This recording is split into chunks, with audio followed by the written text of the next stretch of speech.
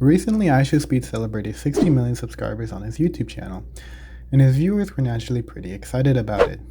Well, pretty run-of-the-mill stuff for IShowSpeed. It's what happened after that shocked everyone that was watching, for better or for worse.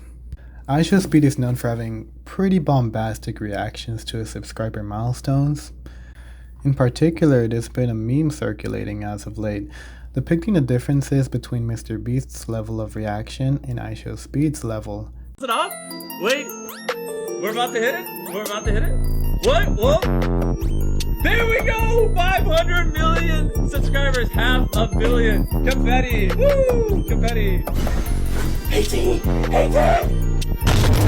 As you can see, IShowSpeed is just a little more enthusiastic than Mr. Beast when it comes to these type of sayings. In any case, the internet responded really well to IShowSpeed's reaction, with this particular meme getting spread around a lot on YouTube, TikTok, and Instagram. So, perhaps in an effort to capitalize on this recent positive attention, IShowSpeed had planned to go all out for this most recent milestone celebration, 60 million subscribers. And as for what happened, I think it's best if you guys see for yourselves. 60 million! It's time to go out, baby! 60 million! Let's fly up in air! Let's go, baby!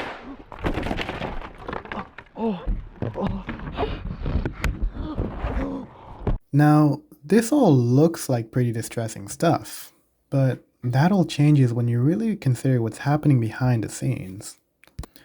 IShowSpeed has an entire production crew that helps him out with these kind of performances, so it was a bit odd for no one to rush to his aid after his fall. One Twitter user says this about the situation. The fact no one even helped him? Cameraman just zoomed in on his face while he's literally unconscious. The world we live in. Similarly, another Twitter user says, "Ain't nobody helping? LMFAO." Users on Twitter expressed concern and even a little bit of anger for the situation. He's still very young and must be reminded daily that dumb stuff will cut your life short. But the general consensus immediately after the situation was confusion, with TF happened being a common phrase thrown around IShowSpeed's subreddit at the time. And again, I think a decent part of that confusion came from genuine concern, but a lot of it came from just how perfect the whole situation was. For example, one Reddit user says the following: WWE ending. Come on guys, don't make a case out of it.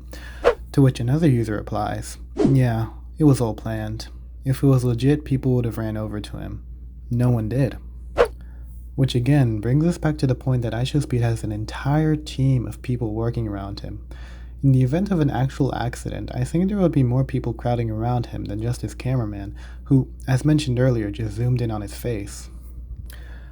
Another Twitter user questions the credibility of the situation. How and why did they switch the camera so fast? And why didn't anyone help him? Scripted nonsense.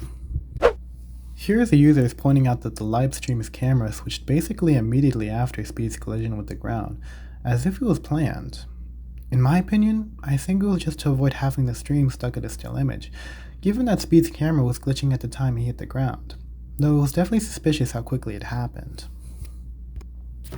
Also, the fact they immediately switched the camera to what looked like a corpse to a live stream of tens of thousands of people kinda removes all credibility to the idea that this was an authentic stunt to begin with. To end things off, another Reddit user provides an interesting perspective on the commercialization of Speed's content. Little kids be saying, damn, he's pushing the limits. Dude, the entire stunt was scripted. Balloons glued to a crane and foam sheets layered down. His fall was planned too because he fell for a moment. Nobody ran rushing and 10 seconds later he was hyped again. No risks, no pushing, everything staged. I don't feel like this is the real Speed I grew up watching, gang. 60 million is crazy. He deserves none less. But why fake, man? This brings us back to the discussion of IShowSpeed becoming a bit of a content opportunist, or a clip farmer if you will, going to extreme lengths to create some sort of spectacle when positive energy on the internet goes in a specific direction.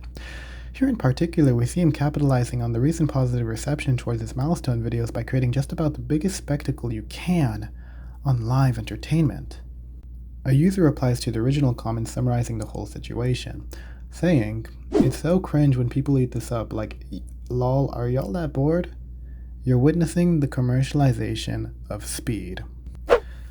I'm honestly not too informed about IShowSpeed's rise to fame. It seems like many other creators in the space, he traded authenticity for hyper-produced videos that appeal to a large audience. So, I'd like to know, do you guys think Speed is becoming a bit too commercialized? And would you prefer if he went back to his more personality-based roots?